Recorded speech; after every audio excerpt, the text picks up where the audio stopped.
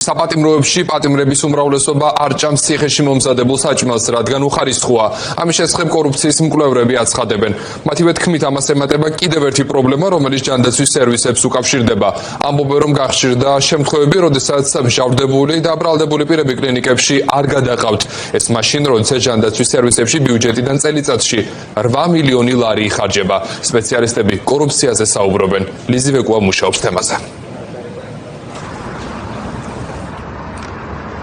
გიორგი, რა შეიხარჯება პატიმრებისთვის განკუთვნილი ათეულობით მილიონი ბიუჯეტის ფულიდან, ამასთან დაკავშირებით კორუფციის მკვლევარები საუბრობენ და ამბობენ, რომ არაერთი პატიმარი გამოთქვამს უკმაყოფილებას როგორც კვების, ასევე ჯანდაცვის სერვისებთან დაკავშირებით და ადგილი აქვს ამ მომენტში და ამ დროს კორუფციას, როგორც კორუფციის მკვლევარები ჩვენთან საუბრისას აღნიშნავენ, დაახლოებით 33 მილიონ ლარამდე არის გამოყოფილი პატიმრების კვებისთვის, ხოლო 8 მილიონამდე ჯანდაცვის სერვისებში. თუმცა ეს ყველაფერი და ეს თანხა რეალურად არ იხარჯება პატიმრებისთვის და ისევ და ისევ ქართული ოცნების ჩინოვნიკებისთვის არის განკუთვნილი. ამბობენ, რომ ძალიან დიდი კორუფციული სქემა არის რეალურად პატიმრების საქმის დროს, როგორც ციხეებში, როგორც კვების მომენტში, ასევე ჯანდაცვის სერვისებთან დაკავშირებით. თუმცა კორუფციის მკვლევარებს არ აქვს იმის იმედი, რომ ამ ყველაფერს უნდა გამოიძიებს, რადგან ქართული ოცნება ამ ყველაფერით პირიქით სარგებელს იღებს. საპატიმროებში არის ორი მნიშვნელოვანი პრობლემა. პირველი ეს არის კვების პრობლემა, გამომდინარე იქიდან, რომ პატიმრების უმრავლესობა საკვებს, ციხეში მომზადებულ საკვებს არ ჭამს მისი უხარისხობის გამო. ასევე პრობლემა არის ჯანდაცვის კუთხით, ანუ პატიმრები არიან ცუდად, ითხოვენ კლინიკებში გადაყვანას, მაგრამ სამწუხაროდ არ გადაყავთ.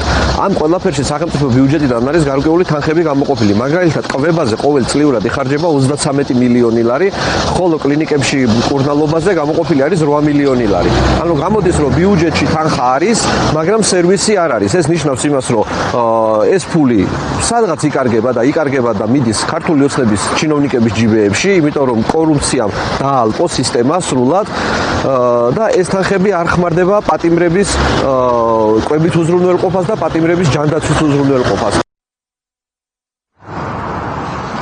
საუბრეთ იმ ადამიანებს, რომლებმაც გაატარეს გარკვეული დრო როგორც პენტენციურ დაწესებულებებში, ასევე იზოლატორებში და ისინი ჩვენთან საუბრისას აღნიშნავენ, რომ 33 მილიონი და კვების რაციონი ციხესთან ერთმანეთთან არაფერ კავშირში არ არის, რადგან ციხეში არ არის სათანადო პირობები იმისთვის, რომ პატიმრებმა იკვებონ სრულყოფილად. ამბობენ იმას, რომ არის ძალიან ცოტა ულუფები და მათ არ აქვთ ასევე საკმარისი საკვები და ეს საკვები ამ ყველაფერთან ერთად არის ძალიან უხარისხობს.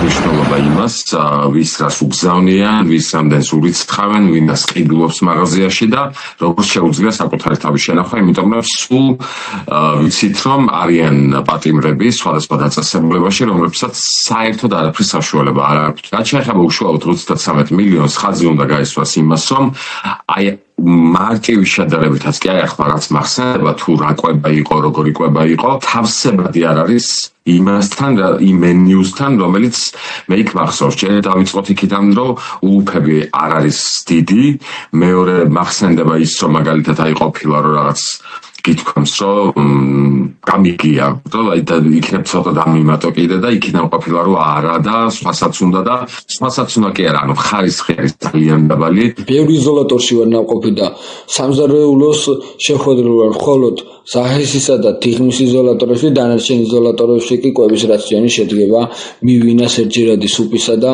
ეგრეთ წოდებული ტუშოვკისაგან. და ასევე უნდა აღინიშნოს გლდანის ციხიდან გამოგზავნილი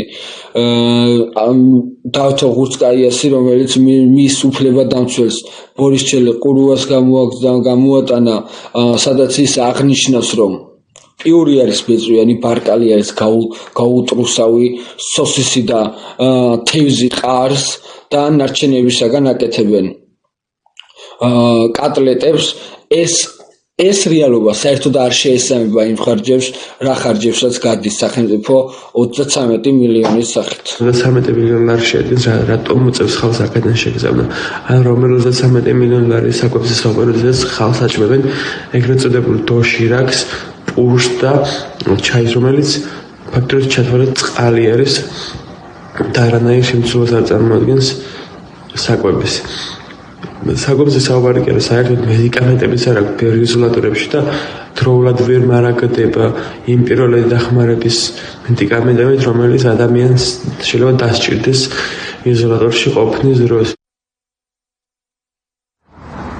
როგორც მოისმინეთ, მოქალაქეები ციხეებში პატიმრებისთვის არასათანადო პირობებზე საუბრობენ, კორუფციის მკვლევარები, ექსპერტები კი ამბობენ, რომ რეალურად ახლა ძალიან ბევრი კორუფციული სქემა არის და ქართული ოცნების წევრები პატიმრების ფულით შეიძლება თავიანთი ჯიბეების გასქელებაზეც ფიქრობდნენ.